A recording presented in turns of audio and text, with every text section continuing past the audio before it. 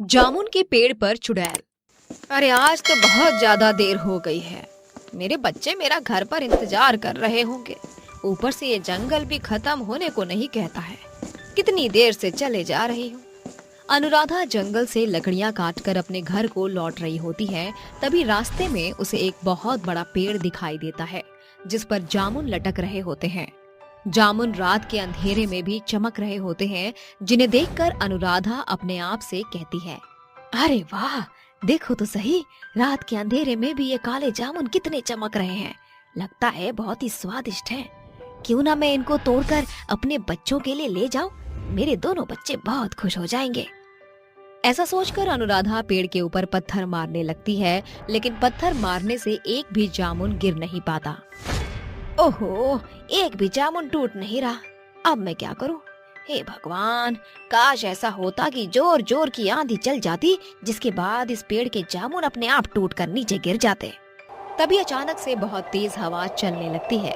देखते ही देखते जामुन के पेड़ से जामुन अपने आप नीचे गिरने लगते हैं। अरे वाह, ये तो चमत्कार ही हो गया। मैं तो अभी जामुन के पेड़ के हिलने की बात ही कर रही थी, तभी अचानक से आंधी चलने लगी। अब इन जामुनों को इकट्ठा कर लेती हूँ। आज तो मेरे बच्चे बहुत खुश हो जाएंगे। अनुराधा जमीन पर पड़े हुए जामुनों को उठाने लगती है। तभी उसके पीछे एक बहुत भयानक चुड़ैल आकर खड़ी हो जाती है, जो धीमी आवाज में अनुराधा से कहती है, अरे सुनो, जामुन उठाने में मैं तुम्हारी मदद करूं क्या? कहीं तुम जामुन उठाते उठाते थक ना जाओ। बहुत सारे जामुन हैं यहाँ। अगर तुम कहो तो मैं एक बार और अपने पेड़ को हिलाकर तुम्हारे लिए जामुनों को नीचे गिरा देती हूँ। आवाज सुनकर जैसे ही अनुराधा पीछे मुड़कर देखती है, उसके पीछे एक बहुत भयानक चुड़ैल खड़ी होती है, जिसे देखकर अनुराधा के हाथ से सभी जामुन नीचे गिर जाते हैं और वो बहुत घबरा जाती है। चुड़ैल, चुड़ैल, हे भगवान, चुड़ैल तू कहाँ से आ गई?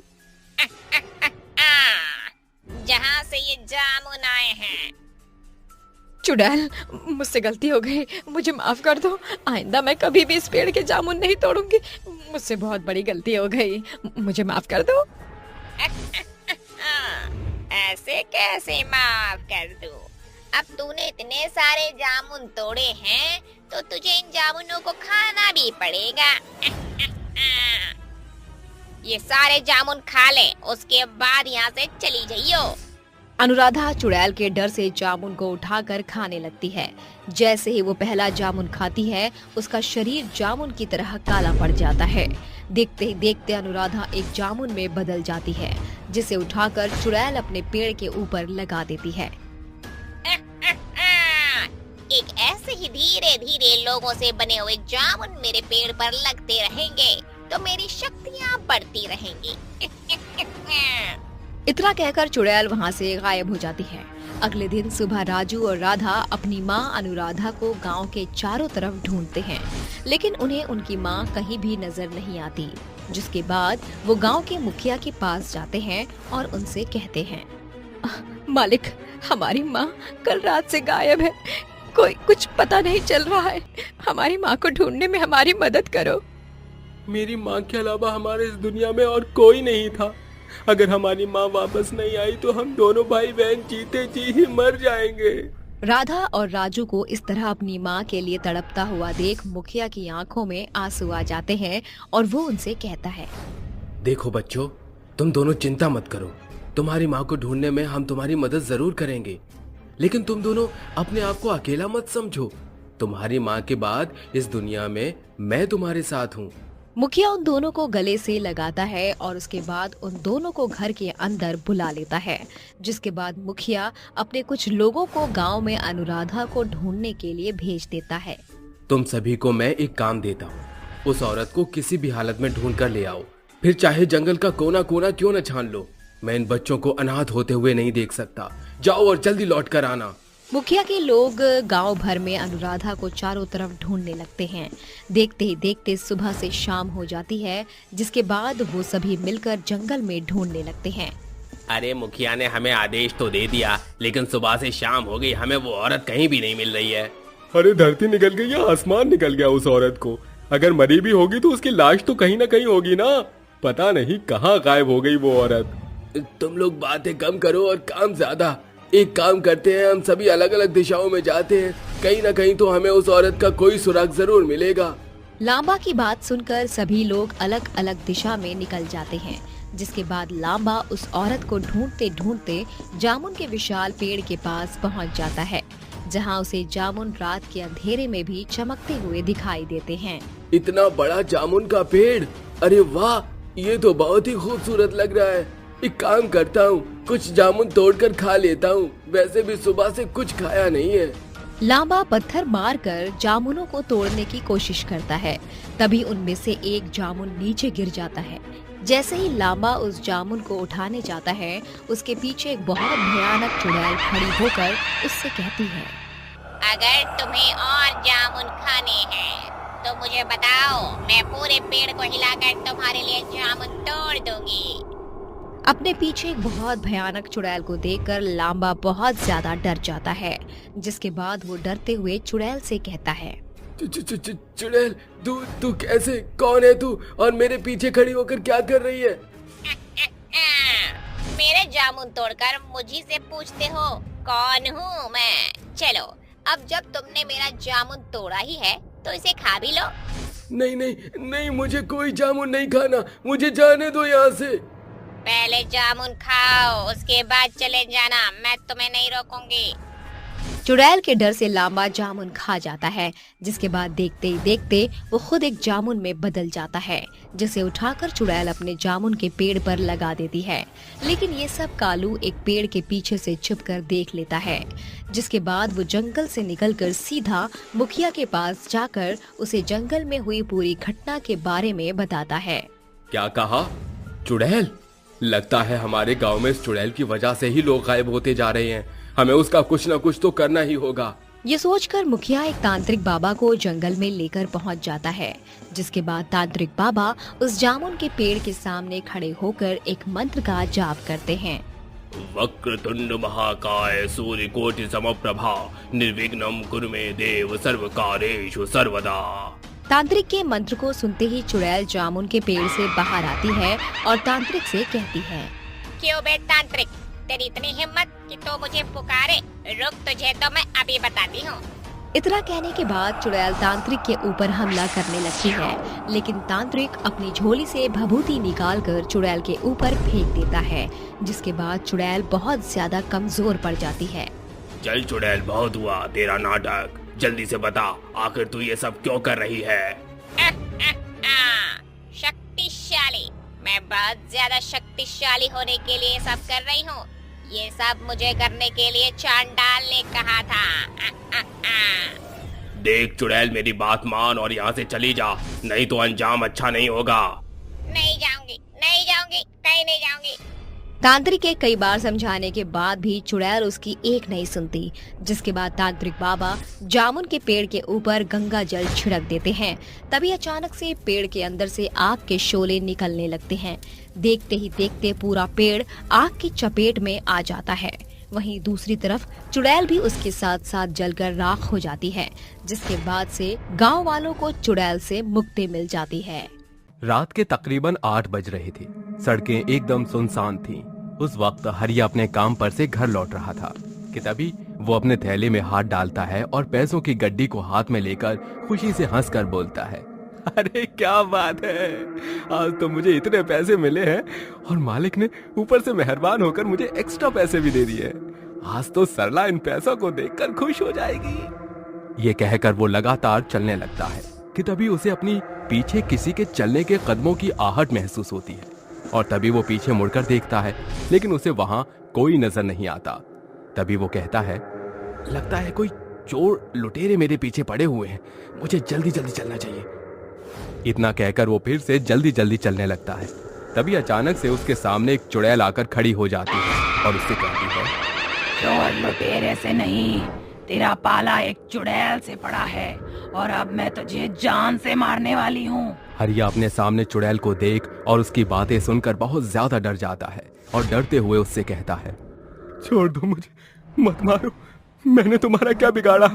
हरिया चुड़ैल के सामने बहुत रोता गिड़गिड़ाता है, लेकिन उसे चुड़ैल मार देती है और उसकी मुंडी काट उसके शरीर के 2 टुकड़े कर देती है और वो सारा पैसा उठा लेती है और ले जाकर एक घर के बाहर दरवाजे पर रख देती है और दरवाजा खटखटाकर चली जाती है। तभी अशोक दरवाजा खोलता है और देखता है कि उसके दरवाजे पर बहुत सारे पैसे रखे हुए हैं, जिसे देखकर वो अपनी पत्नी गीता को आवाज देता है। गीता, जल्दी इधर आओ, देखो किसी ने हमारे दरवाजे पर बहुत सारा पैसा रख दिया है। तभी गीता वहां पर आती है और वो ये सब देख अपने पति अशोक से कहती है, ये इतने सारे पैसे कौन यहाँ रख कर चला गया है? ये तो मुझे नहीं पता, पर शायद कोई भला ही इंसान होगा जिसने हमारी मदद की है। शायद आप सही कह रहे हैं। वैसे भी हम दोनों ने 2 दिनों से कुछ नहीं खाया और घर में एक अनाज का दाना भी नहीं है। अब इन पैसों से हम कल अनाज खरीद लाएंगे। इतना बोलकर दोनों भगवान को धन्यवाद करते हैं और जाकर सो जाते हैं। अगले दिन सुबह हरिया की लाश गांव वालों को मिलती है, जिसे देख गांव वाले बहुत ज्यादा डर जाते हैं और उसकी मौत की खबर पूरे गांव में फैल जाती है। और फिर ऐसे ही हर रात चुड़ैल लोगों को मारती है और उनका पैसा और खाना लाकर अशोक और गीता के घर बाहर रख देती है और वहां से चली जाती है। एक बार फिर से गांव में 2 आदमी बात करते हुए अपने घर की तरफ जा रहे थे। तुम्हें पता है रमेश, मैंने अशोक को बहुत सारे पैसों के साथ बाजार जाते हुए देखा। मुझे ये समझ में नहीं आ रहा उसके पास इतने पैसे कहां से आए। क्या तुम सच कह रहे हो? अभी कुछ दिनों पहले तो उसके खाने के भी लाले पड़े थे, अचानक से उसके पास इतने पैसे कहां से आ गए? दोनों बात कर ही रहे होते हैं कि तभी अचानक से उनके सामने चुड़ैल आ जाती है, जिसे देखकर दोनों बहुत ज्यादा डर जाते हैं। तभी डरते हुए भानु चुड़ैल से बोलता है, चुड़ैल जी, हमें छोड़ दो, मत मारो, हमें जाने दो, हमें यहाँ से जाने दो चुड़ैल। तुम्हें क्या लगता है मैं तुम्हें छोड़ दूंगी? कभी नहीं। मैं तुम्हारी मौत हूँ और तुम्हें मार कर ही यहाँ से जाऊंगी। जिसके बाद चुड़ैल उन दोनों को मारकर उनके शरीर के टुकड़े कर देती है। अगले दिन सुबह गांव वालों को उन दोनों की लाश मिलती है, जिसे देखकर वो लोग डर जाते हैं। पूरे गांव में डर का माहौल फैल जाता है कि तभी कुछ लोग दौड़कर गांव के सरपंच के पास आते हैं और उनसे बोलते हैं, सरपंच जी, गांव में अचानक से लोगों की मौतें होती जा रही हैं। इससे सभी लोग बहुत ज्यादा डरे हुए हैं। अगर ऐसा ही चलता रहा तो एक दिन गांव में एक भी इंसान नहीं बचेगा। तुम सभी लोग डरो मत और अपने अपने घर जाओ, मैं कुछ करता हूँ। जिसके बाद सभी लोग वहां से चले जाते हैं। तभी सरपंच मन ही मन सोचता है, शायद गांव के लोगों को कोई प्रेत आत्मा मार रही है। मुझे अपने गांव के लोगों को उससे बचाना होगा। इतना बोलकर सरपंच एक तांत्रिक बाबा के पास जाते हैं और उनसे बोलते हैं, बाबा, कुछ दिनों से हमारे गांव में लोगों की मौतें होती जा रही हैं और मुझे इन मौत के पीछे किसी प्रेत आत्माओं का हाथ लग रहा है। कृपा करके हमारी मदद करिए और हमारे गांव को उससे मुक्ति दिलाइए। तुम चिंता मत करो बेटा, मैं तुम्हारी मदद शीघ्र करता हूं। इतना बोलकर बाबा अपनी आंखें बंद कर ध्यान लगाते हैं और थोड़ी देर बाद आंखें खोलकर सरपंच से बोलते हैं, तुम्हारे गांव के लोगों को एक चुड़ैल मार रही है, जो कि गीता और अशोक की बेटी है। साहूकारों ने उसकी जमीन को जबरदस्ती जब्त कर लिया था, जिसकी वजह से वो लोग पाई पाई के मोहताज हो गए थे। उसी बीच उनकी बेटी की तबीयत खराब हो गई थी और पैसा न होने की वजह से उसका इलाज नहीं हुआ और उसकी मौत हो गई। उसके बूढ़े माँ बाप ने गांव के बहुत से लोगों से मदद मांगी, लेकिन किसी ने भी उसकी मदद नहीं की। इसलिए अब वो तुम लोगों से अपनी मौत और अत्याचार का बदला ले रही है। तांत्रिक बाबा की बात सुनकर सरपंच उनसे विनती करते हुए बोलता है, बाबा, हम मानते हैं कि हम गांव वालों से गलती हुई है, लेकिन आप इस समस्या का समाधान निकालिए और उस चुड़ैल से हम सबकी जान बचाइए। बाबा, हम दोबारा फिर कभी ऐसी गलती नहीं करेंगे।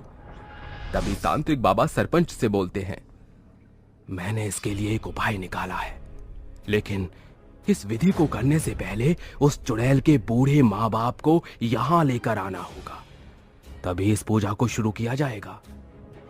जिसके बाद गांव का सरपंच चुड़ैल के बूढ़े माँ बाप को लेकर तांत्रिक बाबा के पास आ जाता है और तभी तांत्रिक बाबा यज्ञ के आग में घी डालकर मंत्र पढ़ना शुरू कर देते हैं।